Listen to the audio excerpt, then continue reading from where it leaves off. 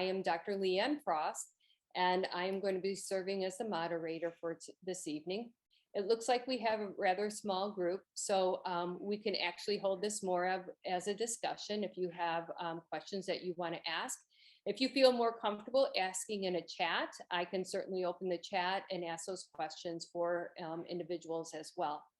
But we are very honored to have Stephanie Pruefer here with us, talking about the 10 tips for helping your child manage stress and anxiety. So I'm going to swing it over to Stephanie. Thank you. Yeah, so my name is Stephanie. I am an LCPC and I also have my CADC, and I work at the OCD and Anxiety Center. We have 2 locations in Oak Brook and in Orland Park. So we provide presentations very often. I feel like my style is very discussion based, so I'm glad we're able to do that today. If you want, I'll probably take pauses throughout the presentation as well. So feel free to wait until I pause, or if you want to put it in the chat, and when we pause, we can kind of review if anyone asked any questions, but please ask questions, because I feel like it makes the most sense to apply what is going on for you all. So I will kind of get started.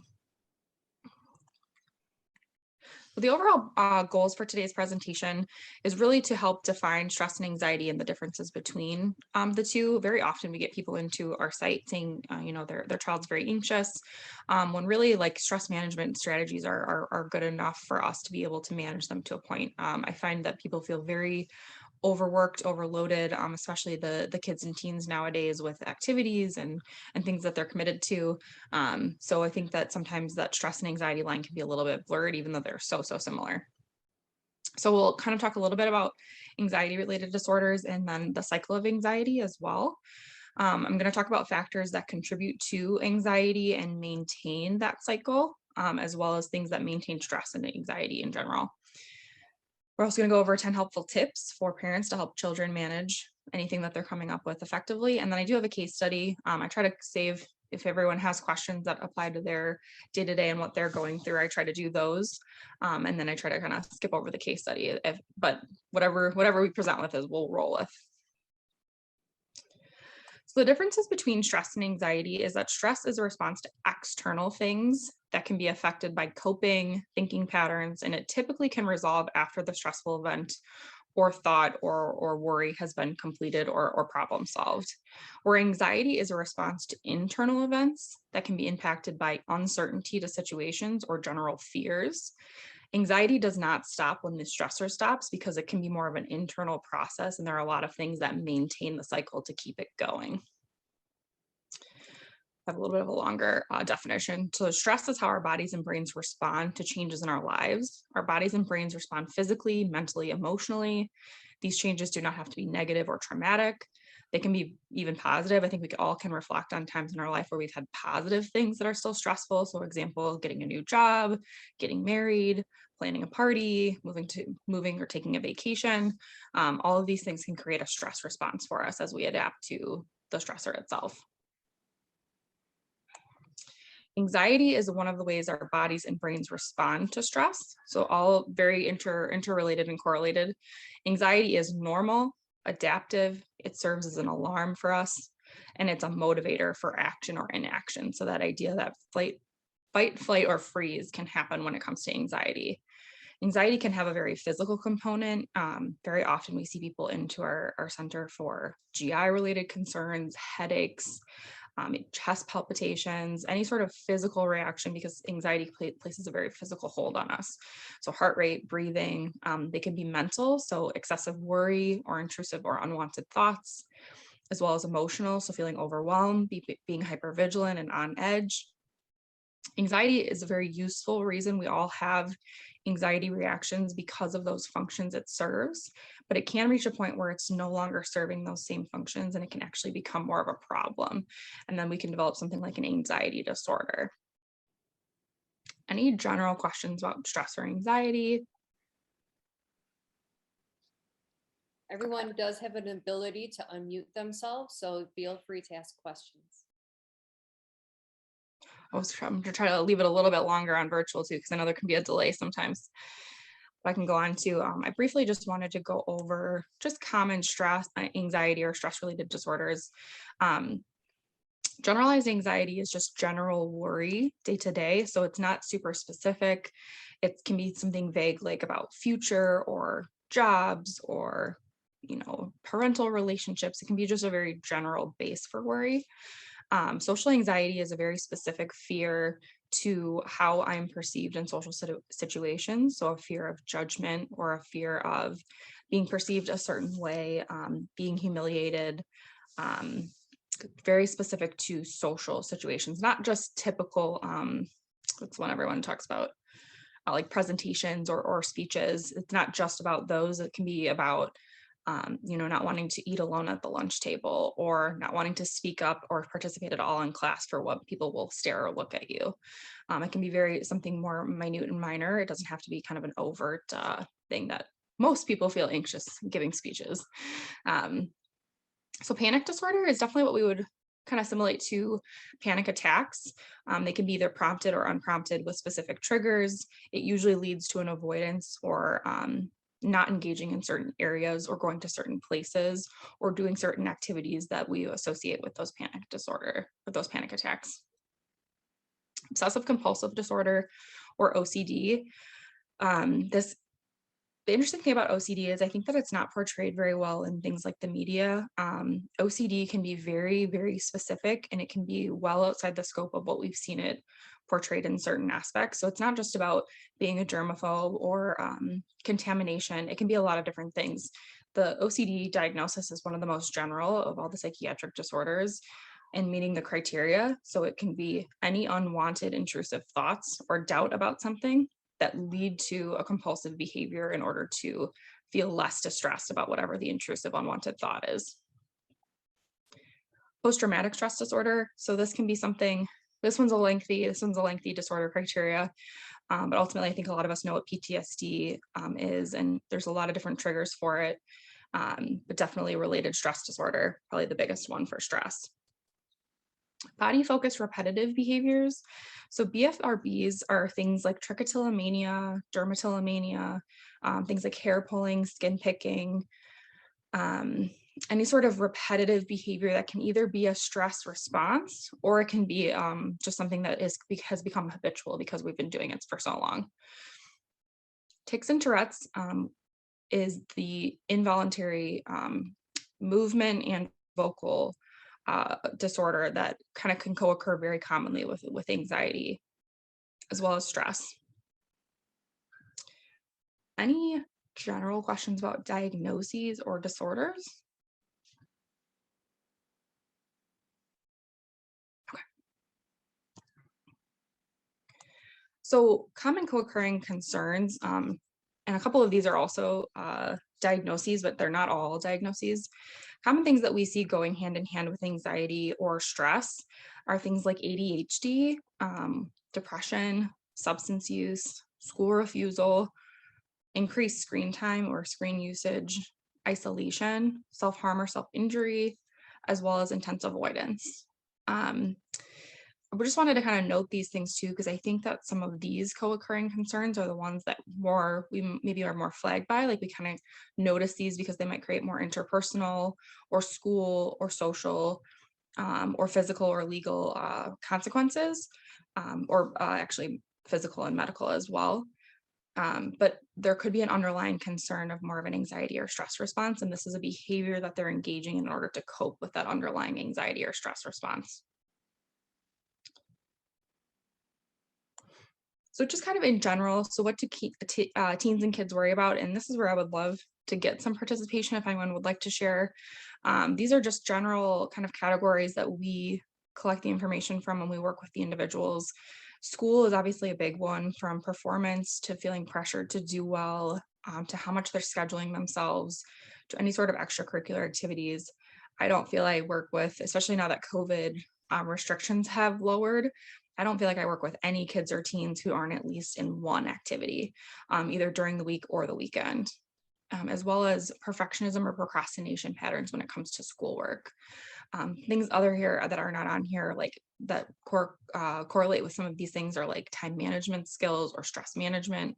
All of these things can kind of compound to feel very overwhelming for kids and teens. Also the future. I think that this one is probably more for the teens in high school, with the pressure to take AP classes, to tour colleges, to make college decisions, to figure out what they want to do long term, but just general kind of fears about the future. Social life, I feel like this is a very, very big one, no matter the age, for friendships, social gatherings, inclusion, self-image, and social media. I know Dr. Frost and I were just kind of talking about the access to social media for kids these days. It's extremely overwhelming, and a lot of pressure to be able to see what everyone else is doing, and maybe to not feel included, or like to misread or misinterpret if people are spending time together, what it might mean about me and my social relationships. Definitely a common one. Not to mention home life, if it's not an ideal family situation, or if it's income, or if there's divorce, if there's sibling tension or conflict, any sort of home life can definitely create worry. And then as well as health, so for self or others. COVID definitely maybe didn't create this one, but definitely didn't help with the idea that worrying about family members who are elder, or if they live at home with them, or creating those barriers, but definitely just health in itself in general. And I think I have two people in the chat, so I'm gonna Chris is read. actually raising his hand. Oh, perfect. Go ahead, Chris. We'll get to the chat after.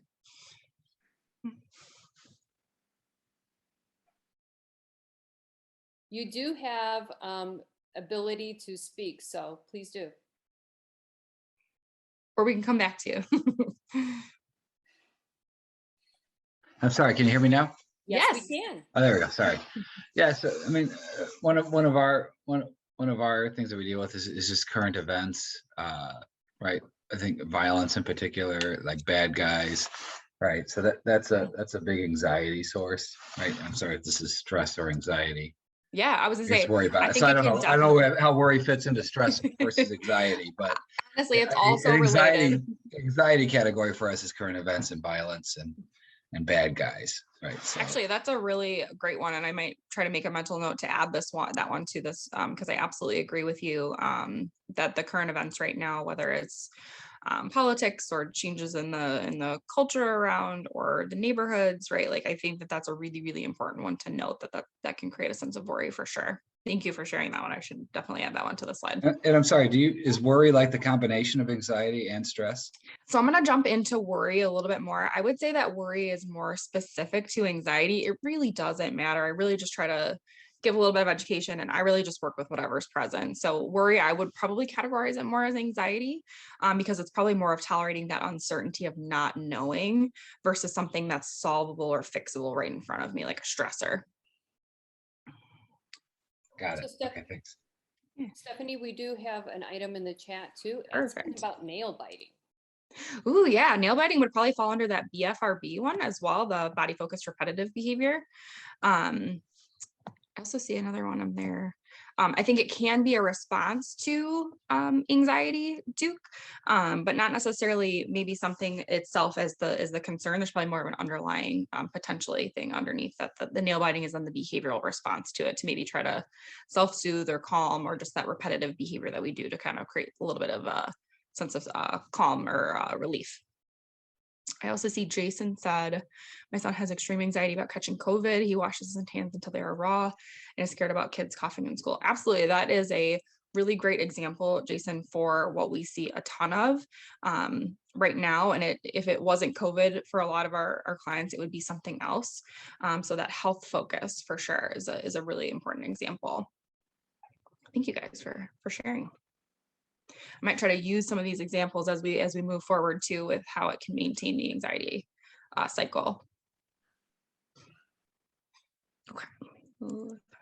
Okay, so I started to add this in because I felt like I was talking about it so often when I would do this presentation. So I really like to highlight the cycle of anxiety because it's pretty straightforward, it's pretty simple, and I think there's a lot to consider when we want to do this education. So basically something happens that creates anxiety, whether it's an external trigger, an internal thought, an internal sensation.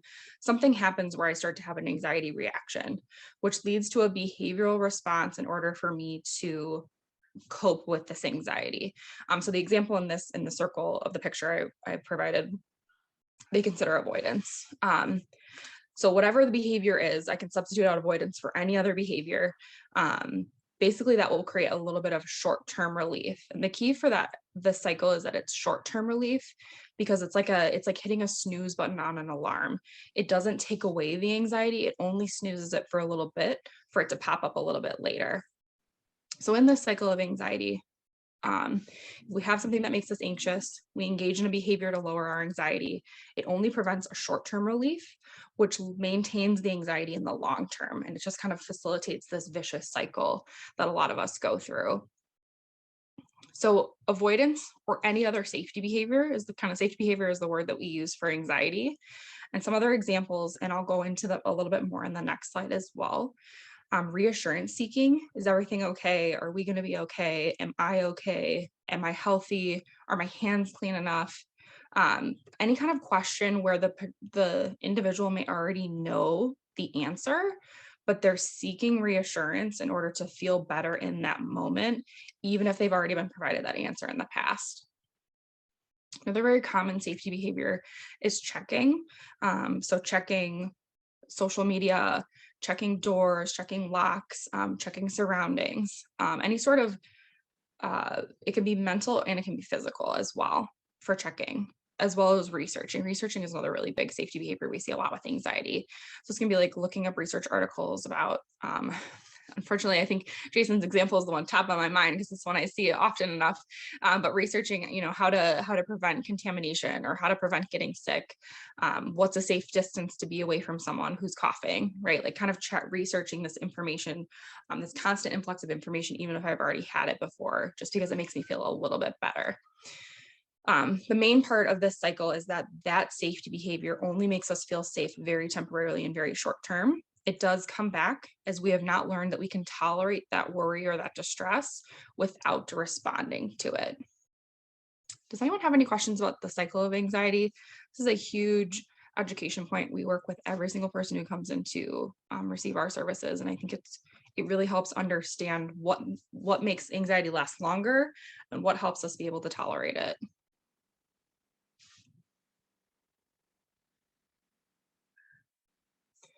No hand raises, okay. So in the next one, I use this word safety behaviors because safety behaviors are actually what maintain anxiety in the long run. Things like avoidance, distraction, reassurance seeking, where our parents come in is what we would call parental accommodations. So if maybe a child is having a hard time wanting to go to someone's birthday party, we let them miss it. Maybe they don't want to go to a soccer practice, we let them miss it. Maybe we talk to their teachers on our behalf if they've missed an assignment because their anxiety was too high to complete it. But basically, the parent's behavior is allowing that anxiety cycle to continue because they've been able to avoid or prevent having to face whatever external trigger was creating that anxiety or worry for them. Another huge factor to mention is that there's just inadequate or lack of treatment. It takes an individual that we work with on average 7 years to get an accurate diagnosis of anxiety because there's so many other things it can look like. So unfortunately, I think that just that lack of treatment can be something that just maintains people suffering a little bit longer than I would like it to. So like for an example of this is if they're afraid of turning off their own closet light because what's in there is a proper response to have them check the closet and turn off the light themselves? I was going to say, I would say yes for checking if they're just checking it once, because obviously with anxiety, it can be a slippery slope because that checking can turn into, well, I got to check my closet and under the bed. I got to check my closet and under the bed and around the corner, right? So I would say just checking it once, but I would say the way that I would probably phrase it for a kiddo is like, let's create a brave brain and fight this monster if it's in there ourselves, and let's go turn off the light ourselves. So a lot of what we talk about is facing those worries or facing those fears by creating that bravery or creating that idea, that strength that I can do hard things and I can face them and I can feel good about it. And how do you make sure they feel good about it?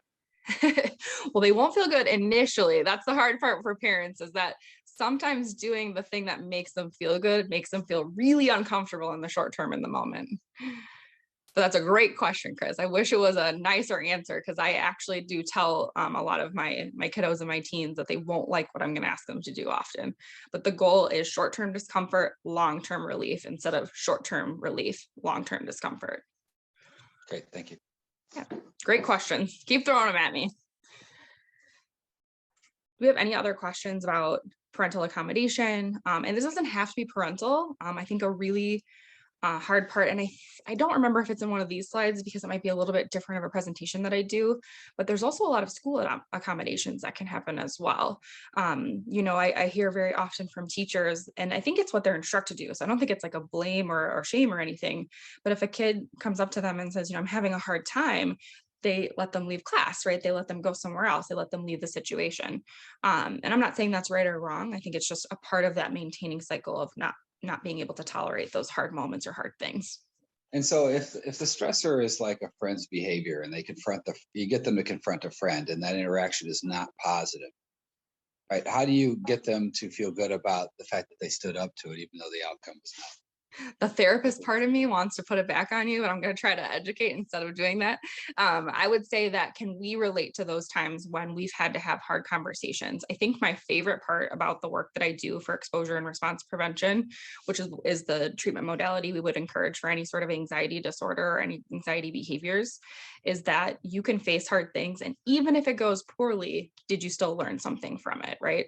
Did you learn how to say something differently next time? Did you say how to time it differently next time? Did you learn how to change your wording for the next time, right? I also feel like and it depends on the kiddo and it depends on their insight, really try to relate, like, these are things you're going to have to do in the long term, right? Like in your future. What happens if this is a teacher that you're having a disagreement with, or a sister or a brother that you're having a disagreement with?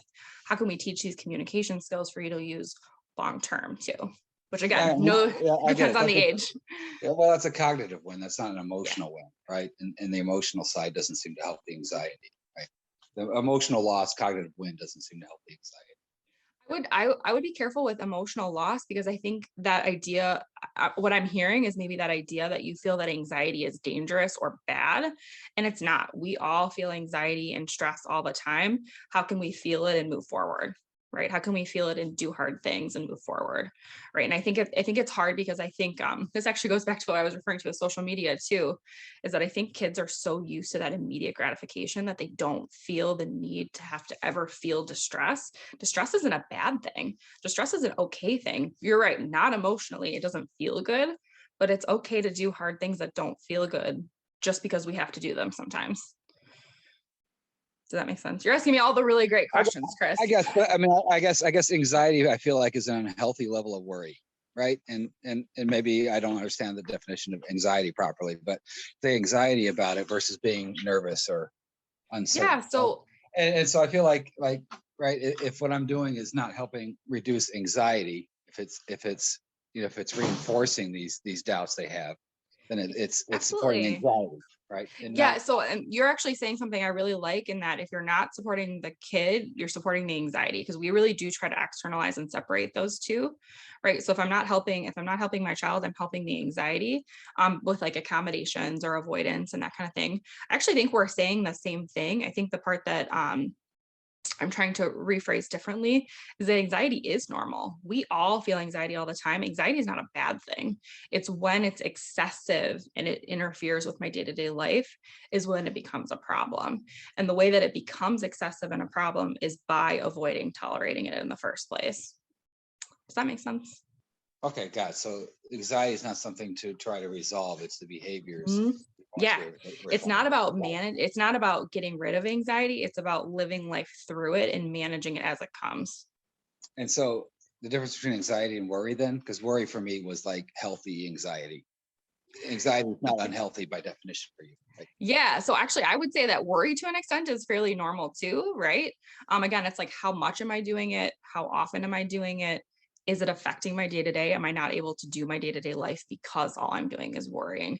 This is probably getting more into like my true parent training now, but I try to explain the difference between, I can have an intrusive thought or an intrusive fear or worry that pops in. Once I pick it up and then start to continue to think about it, that's a behavioral choice I'm making, right? I can be sitting in this presentation and be like, oh man, I forgot to pick up something from the store. But if I completely start to focus my attention somewhere else and think about all the ways I'm going to have to go do that after the presentation, I'm no longer present and focusing on what I'm supposed to be doing.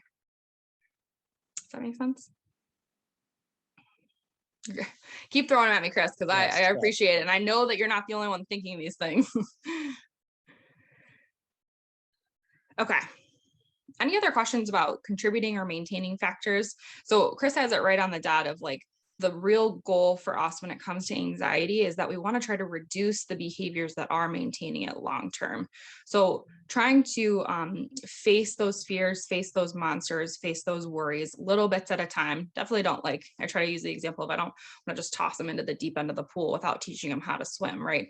We start really small, we start very collaborative, and we start to approach these things that make them anxious or worried so that they can learn that they can be brave and they can fight these monsters on their own.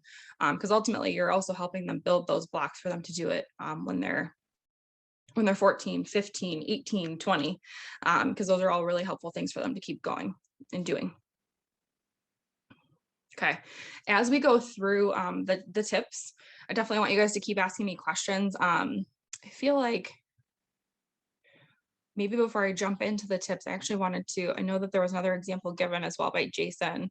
And so like, if I were to roll in the example you gave, Jason, I would say that overwashing can definitely be a safety behavior, right? Tolerating okay-ish amount of germs to see if that sickness can happen. Because the problem with anxiety, and I know it was mentioned in the very first and second slide, is that anxiety wants to know for sure. Anxiety wants to know certainty. I'm going to be safe. I'm going to be healthy. I'm going to be okay. My family's going to be okay. My friends aren't going to be mad at me. Anxiety wants to know for sure. And all of the work that I do with everyone is tolerating that we don't know the answers. We don't know that's going to happen for sure. And that can be really scary, even for us as adults. But just trying to work to recognize that we can't fix, manage, and control every aspect of our life because there's no extent of doing that in order to know for sure. So just trying to work to tolerate not knowing things a little bit at a time. And these safety behaviors is what helps us bring that certainty in from an anxiety standpoint. If I don't know how I'm going to feel going to a friend's birthday party and I avoid it, I know I won't feel uncomfortable because I'm not going to it, right? But if I go to it and I have a good time, maybe have a couple people say something, then I can at least learn that I can go and have a good time and enjoy myself. Yeah, you mind if I jump in? Yeah, go for it. As an adult, I think I've got social anxiety. Right? So I think we all do, and to some extent. I've avoided parties before, right? Because I was afraid of the emotional energy required. And I've gone to parties and I've enjoyed it. And over time, that hasn't improved with going to parties or not. So I'm not sure that hypothesis. And then I also think, if you're not having any impairment by not going to parties, is it something I need to fight you on it to face them, right? Because and that's the hard part with kiddos too, is that their idea of facing things and why they have to is very different than our idea of why they have to. I don't have to go to school because I don't want to, right? Well, it's an expectation, it's something that's set, and that's where being a parent, I know, can be very tricky too, is like, well, because I said so, and because you have to. Those are some of those expectations that you have to live by. But if it wasn't your rules, it would be the law, right? Or it would be the work rules, or it would be any sort of societal rules that we have to live by in the bounds that we live. Okay, let me go on to, I think it's yeah. Oh, I see one chat, so let me, yeah. I was gonna say, Jason, I know that I won't be able to help alleviate any of that anxiety. So in my short presentation, I would definitely say if it's that impairing for you, please take my email, get it from Dr. Frost, or I can leave it in the chat for you to take, because we definitely, from an ERP standpoint, we don't just throw them into the deep end. It's a collaborative, supportive, gradual process that we work to reduce those safety behaviors and expose them to those fears so that they can grow to tolerate it. And the wonderful thing about what we do is that it really does work fast, because it's all behavioral learning. There's not a lot of cognition, not a lot of convincing. It's like we we do these things because they're hard, and then we feel a lot better. So I know I won't be able to answer all of your questions, but you have really, really great examples, I think, of really intense anxiety that you're going through with your individual, with your kid. Okay, so how parents can help. I feel like these might be a little bit redundant because I know that I probably already said a couple of them as well. So the first one is just encourage communication. So this idea that we're going to approach everything with the curiosity and open mind versus something critical of being right or wrong or stupid or funny, like kind of these labels or judgments. It's just kind of approaching things with curiosity. So asking questions about their friends, encouraging the sharing of thoughts or emotions or worries or anything that might be going on for them. Just this idea of approaching things with an open mind versus a closed mind. Number 2 is facing fears and reducing accommodations. This is the one I probably have belabored already.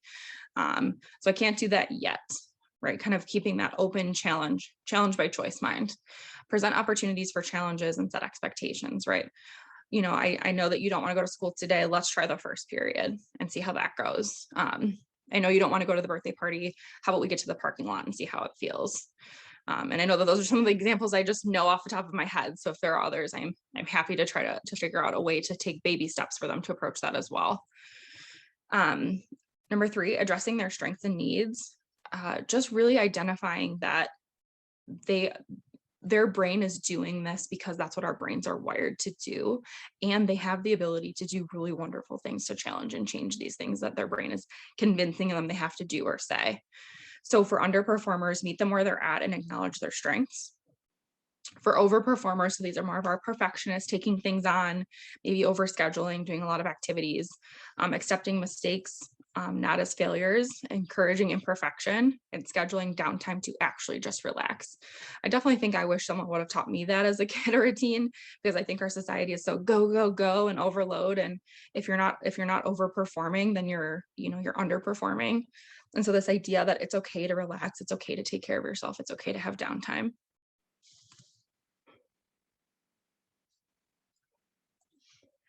Building self-esteem, and this actually helps by that same idea of like building that brave brain.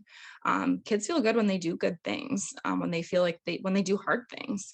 So accomplishing difficult tasks, being assigned chores, doing new activity, learning new skills, just providing opportunities for that learned and open and curious mentality, just so that they can kind of grow into their own human of like what they enjoy, what they like, what their interests are. Encouraging them to participate in sports, clubs, volunteer work or jobs. I recognize the age group's a little bit lower for work or jobs, but volunteering, I know Girl Scouts can be a great organization for some people. I think there's probably a lot of other organizations like that where they go and they sell cookies, or they go and they host car washes, or they do like tests for neighbors, right? Kind of this idea of encouraging them to participate and get out there and do things with other people. Establish a positive family culture.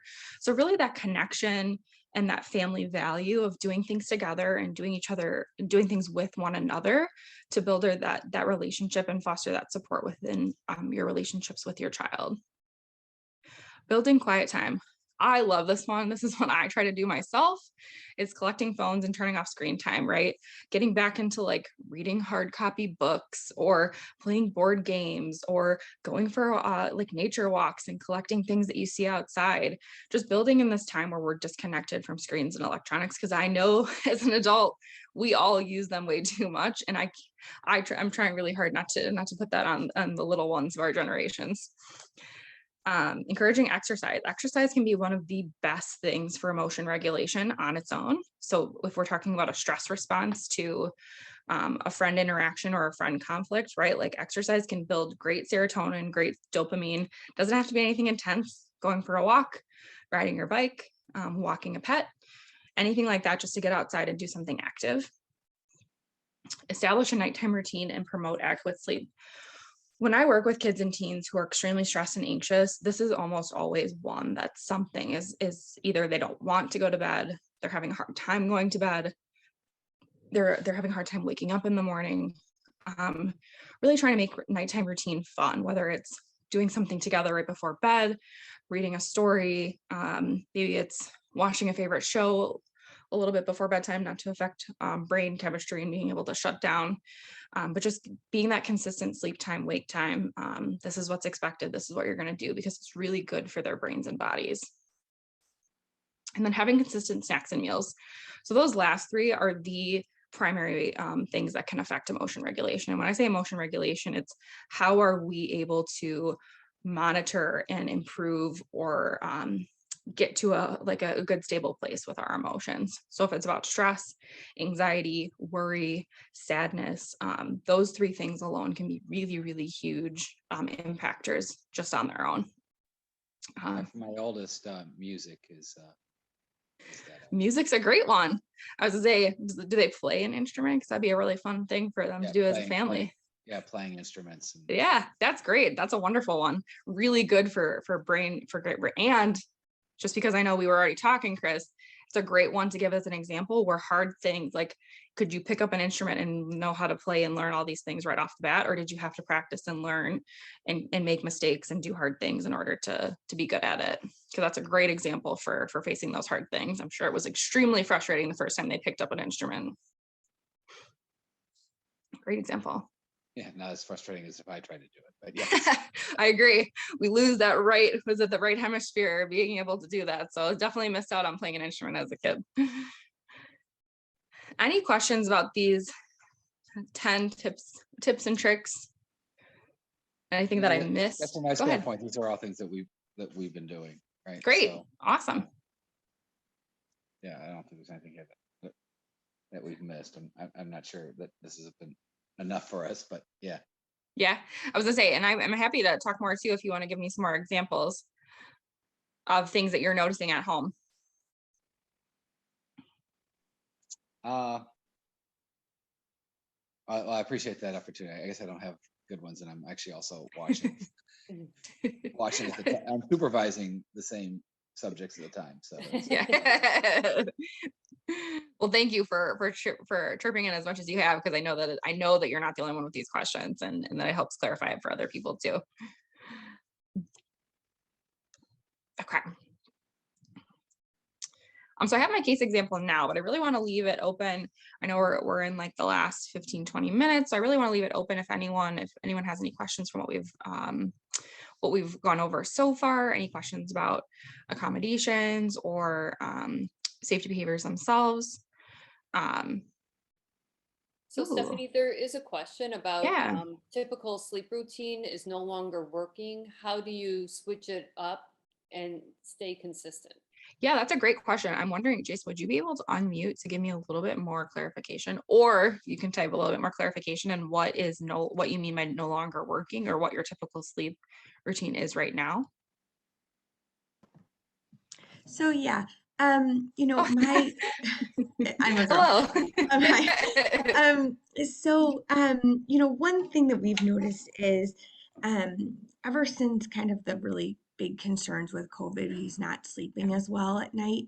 And we've noticed that we've said you can read at night until you fall asleep, because Yeah. you know, you want to encourage reading, but we also want to make sure that he is you know, winding down and Yeah. that kind of thing. But he is now like going through all of his books. He's staying up. I mean, he's reading, but he's reading until late in the evening. And I just know he's not getting enough sleep, which perpetuates this kind of nervousness and anxiousness. Yeah. And so, you know, we've thought about how can we switch up this routine so that it's still calming, but it gets him what he needs. You know what I mean? I think my brain thank you so much for sharing and highlighting more details on it. My brain goes to maybe like setting timers, like setting some limits on just how much, because I don't want to take away that if it is a calming, soothing idea, but just kind of like maybe be having that flexibility of trying to switch it up a little bit. Like I'm trying to think of other things that would be calming or soothing, because my brain goes to also like, I could fall asleep while I'm reading, but maybe some people don't, right? Like maybe some people's brains are just so active and engaged. And I know you've identified a couple other maybe compulsive like behaviors. So something in my brain also maybe wonders if it's a little bit compulsive. Like, is there a fear if he doesn't read through a book? Like, does he not want to stop midway? Or is there something else compulsive with him in wanting to read that much? But would he be willing to switch it up, like listening to, like lullabies at night, or doing something sensory or self-care before bed, like, washing your face, or using some sort of like taking a shower before bed or something that can be a little bit more soothing too, because showering, we're conditioned to shower in the morning to wake up, but ultimately it actually does calm us down because it regulates our body temperature all to one temperature, and it makes us feel a little bit more sleepy. Stephanie, are you reading the next question? I am. I just wanted to see if Jason wanted to respond and then I will respond. No, that's good. Thank you. Okay, great. Thanks. How can you pinpoint what the underlying problems behind nail biting, bad guys, etc.? How can we as parents find out from younger children what is causing anxiety? That is a really, really great question. I think that's where I want to point back to that first tip is just kind of asking, what would happen if the bad guys came to get you? What would happen with whatever kind of fear or worry that they have? Like, it's an anxiety strategy for me as a therapist to kind of go down the rabbit hole with them of trying to figure out what would happen. What's the worst case scenario? What is that fear that you're trying to protect yourself from, run from, hide from? So I try to be more from that curious mindset if they have the ability to articulate it. And sometimes they don't. I feel like I've tried that, and then I've like, well, okay, if the army of zombies is coming out of your closet, why can't the army of unicorns come stab them? Right? Like, well, unicorns don't exist. Yeah. Well, zombies don't exist. Right? Like engaging in that fantasy, I don't know. Like, it seems like there's a desire to have anxiety almost, right? And so engaging in that and talking about it, you hit that counter to friction of, no, this is the reality I want to hang on to. That's fair. For whatever reason, right? And I'm going to resist any approach to that. I think the one part I definitely don't hit on in this presentation as well, which I'm going to maybe review and add it in, is I always try to validate the emotion. There's a way that you can validate what they're going through without giving reassurance to whatever the fear or whatever they're trying to use to kind of refute or get rid of that fear. So I would absolutely validate from like a bad guys or a zombies, like, yeah, that would be terrifying if zombies came and took over the world, because I feel like it would be if that were to happen. Right. I probably wouldn't just try to live in that worry. And I know that we're using, I also wonder too about like age. I know I'm not asking specific questions, but I also wonder about age and how much of that could be just developmentally appropriate. Or is it something where, they're 15 and they're still kind of worrying about zombies taking over? Do they kind of grow out of some of these fears or worries, or does it stick with them long term? And I know GB, I didn't know if those were your own examples or if you're just kind of asking in general what parents can do to find out about the cause. Hi, yes, it's Galia. I'm the one that asked the question. No, it's actually, so I have a first grader, and, in the past few months, he's been talking about, what if there's a bad guy in the house and, fight with mommy and daddy and things like that. And which is very, so we don't watch, as you all know, news could be very negative with things like that. So we don't typically have the news on for exactly that reason, right? In the morning or at night. So I'm not sure where he's getting things like that, or if kids are even talking about some of the things, especially now happening, For sure. overseas in Europe, etc. So I don't know. I'm my question is how can I and I've been asking these questions, and I've been saying, it's not, it's not possible. We are both here, nothing will happen, but I'm not getting anywhere. So that's why I was wondering if there are any other tactic. Yeah, absolutely. And thank you for giving a little bit more insight, because I know it's just such a case-by-case example sometimes too. But for you, I guess I want to ask, like, do you feel it is age appropriate at this point, or do you feel like it's significant, it's time increasing, it's taking more impairment from your first grader? Like, do you feel it is maybe age appropriate and it'll be something that maybe will phase out as he gets older? I hope so. I mean, it's not, so we're not, so I guess, I don't know if that's kind of equivalent to zombies and things, which is maybe a bit more common, but, monsters, we have that fear a little bit, and I joke around. I'm like, tell me, if the monsters live in that house, they need to do chores. So show me where they are. So we kind of turn that into I love the idea of humor, by the way. Like, I mean, granted, I have to have a certain relationship with the kiddo and the teen in order to do that, or they kind of look at me like I'm crazy. But I would say that kind of. Go ahead. No, go ahead. I'm sorry. No, I absolutely think humor. So there's a strategy in acceptance and commitment therapy, or ACT, called diffusion, and it's just trying to change the relationship I have to the fear, right? So can he draw out, and this is probably more of a therapeutic thing I would do for an exposure, but could he draw out what he thinks these bad guys would look like, and then put like funny clown hats on them, or put big red noses on them, or make them have a little squeaky voice like Tweety Bird, right? Could you create some humor or laughter to what do these bad guys look like, and what are we so afraid of? And I definitely feel like I'm going to send the presentation to Dr. Frost, but there's a really good handout I found in some of my resources about how you can provide validation to them. And I would say, like, yeah, if someone was in the house, I'd feel pretty scared too, right? Trying to normalize that if this were a thing, this emotion makes sense. How can I support you? How can I be there for you? How can we get through this together, right? That connection, that community, if this is something that's really hard. I see. Okay. Thank you so much. Yes, I love the humor. It's a great example. Well, I told them, and I think that's helping a little, but I'm like, if they're living in the house, better start cleaning the bathrooms and helping mommy with the chores. So that's kind of, yeah. Or if this big, I don't know, it's a fine line between me giving a suggestion of what you could do and creating potentially a safety behavior, right? But I think my brain goes to like, could you have like a big horn or a big like whistle in the house where if the monster comes, he's able to honk it or blow it just to maintain like safety if the monster was to come into his room, just be like a little bit playful with it. That is a great idea. Thank you so very much. Yeah, you're welcome. Thank you. Stephanie, I have a question. Sure. Are you familiar with the book, The Bravest Warrior, and the app that goes with it? I'm not. I've heard a little bit about it, but I don't really know that much about it. There are good books that I have heard of that I should have added to the slide, but I won't. And we just talked about them yesterday in our group. But I'm going to write that one down so I can research it. But it's what to do when the worry gets too big, or what to do when your brain gets stuck. And there's other ones too about like anger and behavioral concerns. There's a lot of really good resources for that. From a parent standpoint, Eli Liebowitz created a whole program which we implement and utilize at our center called Space Training. He's got a book of how to parent an anxious child. His resources are really wonderful as well from a parent standpoint, a parent resource.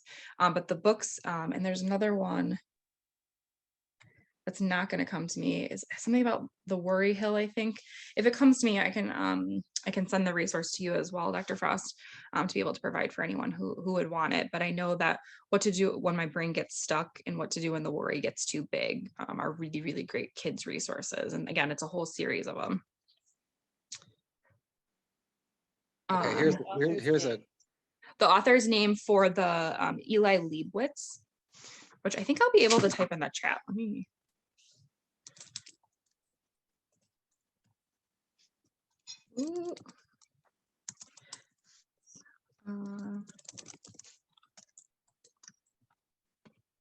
Something I'm going to butcher that title up, but something along that line. Go ahead, Chris. Hey, sorry. Yeah, I like to check that maybe a mechanism I've used on whether it's appropriate or not. It kind of falls under exercise, but when the kids are up at like 2 a.m. with anxiety and they won't go to sleep, I start doing chores with them. Like I've been known to rake the yard at 2 a.m. Right. I actually don't hate that because this is a natural consequence. If we're not going to try to face our anxiety and go to bed, like that's a natural consequence of what you're going to have to do. I don't hate that as an intervention at all. Does it work? Actually, it has worked. Like it might take 45 minutes of raking, but it kind of wears them out. It burns it off and they fall asleep. Yeah, from a therapeutic standpoint, I would call it a forced choice. So like if someone doesn't want to do an exposure with me, because none of them are fun, right? If you're asking me to do the things that feel really hard and really challenging and are really scary, I'll say you can do this or this, but it's your choice, right? So you can go to bed or you can rake leaves. It's your choice. It's hard on me too, but maybe there's a lot of things you can, and I think it's hard too, because I think once kids get to a certain point for their anxiety, it is hard for them to come down to a certain extent. So are there things you could implement before it's 2 a.m. and that's how it's feeling, is maybe where my brain went to? Oh, absolutely. Yeah. But hopefully that's not a regular occurrence for you, because it goes against our sleep schedule. Yeah, exactly. Any other questions? I know we're kind of in like our last 10 minutes, so I'm totally fine with the questions. My case example is a teen too, I realize too, so I can go over it if it would be helpful, but I know that a lot of our examples are more younger age appropriate. Well, I've got a teen in elementary school, so both of them. Oh man, you've got your hands full, I bet. Thank you, Julie. Actually, I would say I can at least go to the last slide. I think it has my info. So there's our general information for anyone who wants to take a picture of it. I think the hard part with when I work with parents is that idea that I just want to be there to help and support. And I think I mentioned it earlier with maybe the example that Chris had given, is that sometimes supporting them is kind of asking them to do a hard thing or asking them to face a hard decision. Because again, if we think about us day-to-day lives, like, you know, as adults, we have to make decisions that are hard all the time. And I want kids to be able to feel like they can do that at 7, 8, 9, 12 years old, so that it's not as hard when we're an adult. Because I also work with a lot of 18 to 25-year-olds, which we call like failure to launch, which is like a really negative phrase, but that's kind of what we call them, where they don't really want to make hard decisions now. And unfortunately, a lot of it has been because they haven't been asked to make very hard decisions as they grew. So we kind of try to inform parents, like, you want to do it now so that when they're an adult, you don't have to teach them to do it then, because they're all really helpful life skills just to face hard things and face things that are scary. Because it is really good for our brain and our development, and to feel brave and to feel strong and to feel like we can conquer. We can be the superhero to the monsters. So question, if we've been doing accommodations for so long, right? How do you switch to help them start making these how do you start cutting the accommodations without seeming like it's punishment? Punishment, yeah. Yeah, that's a really great question. I get that question all the time. I think it's harder for the kiddos, and I do have I have a different conversation with my kiddo parents than I do with my teen parents, because they usually have a lot more privileges. But I think it's having a really honest conversation with the kid and saying that we realize now that we weren't actually helping then, that we were really only prolonging or making this problem worse than it needs to be, and that the actual answer is going through it instead of going around it. And it can be a really, I think, humbling conversation to have. And that's why, you know, if you would like the support of our agency or of another therapist in the area who is familiar with this, it can help to have that support of like having an expert in anxiety tell you to do things differently in order to feel better, just so you don't feel so alone in the process too. Yeah, I guess this is me. I had my co-parent was very accommodating, and it was more about her than the kid. Yeah.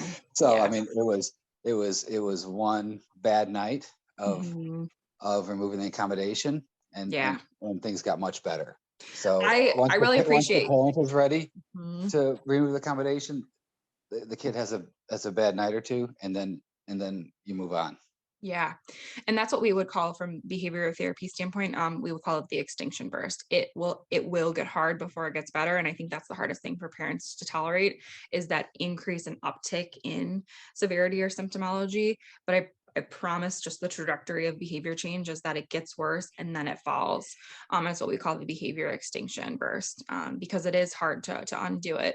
And even now, doing what I do with anxiety, we do offer accommodations, but we always offer them short term, right? To be reevaluated in 2 months, in 3 months, in 4 months. We only offer accommodations for a short period of time, because the goal is that you won't need them long term from a school standpoint. Just like with when we do behavioral plans or parent plans, it's meant to be a short term, 1 month, 1.5 months, and then we reevaluate, seeing where they're at. So what would you say to a parent that has a hard time letting go of an accommodation, to give them courage? I would probably provide that education of, this is only helping in the short term. And I think a lot of you are giving really great examples where you can identify that it is only helping in the short term. It's not helping in the long term, or it would have gotten better. I always try to say, like, if this were going to work, it would have by now. Right? Because, and I sometimes will say the phrase of insanity is doing the same thing over and over again and expecting different results. Right. And, but I would say that it's harder for you as a parent than it is for the kid, because it's awesome as a parent to be able to watch them feel better and fast once the accommodations start to reduce. Stephanie, would you say that it's been more difficult for parents with COVID, as far as, being able to address some of these, anxiety, stress issues, some of the behavior, some of the discipline and so forth? Yes, I feel like we are seeing so much more school refusal right now than we have ever seen.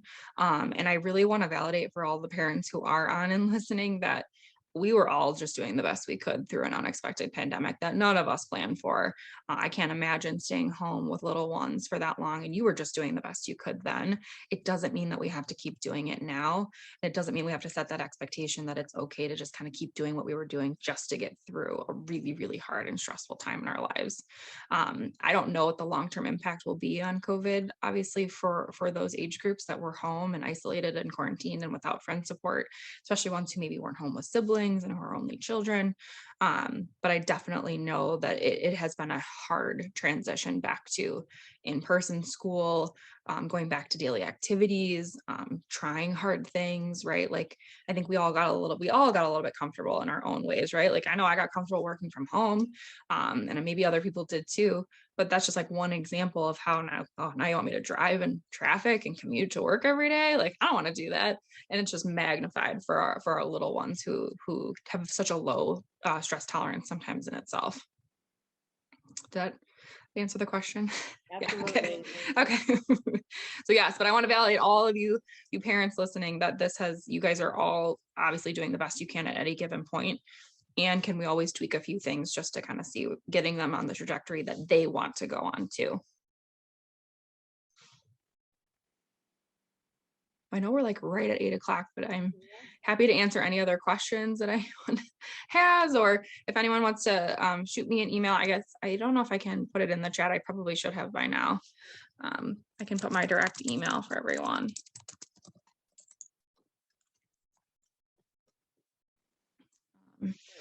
And yeah, thank you guys for having me. Hopefully, I know again, I can't answer all the parent related questions in one thing, but hopefully what I've provided some insight and some support, and if anything, maybe gave some resources and where you can start and where you can go next. Well, Stephanie, I want to thank you. I thought that this was a great way to spend a Wednesday night for me. I learned so much from you. And I thought that the conversation that we had as individuals here, as parents, I'm a parent myself, the information was really helpful. So thank you so much. Great. Thank you guys so much. And hopefully I'll see some of you soon. Great. Thank you. Thank you very much. Thank you.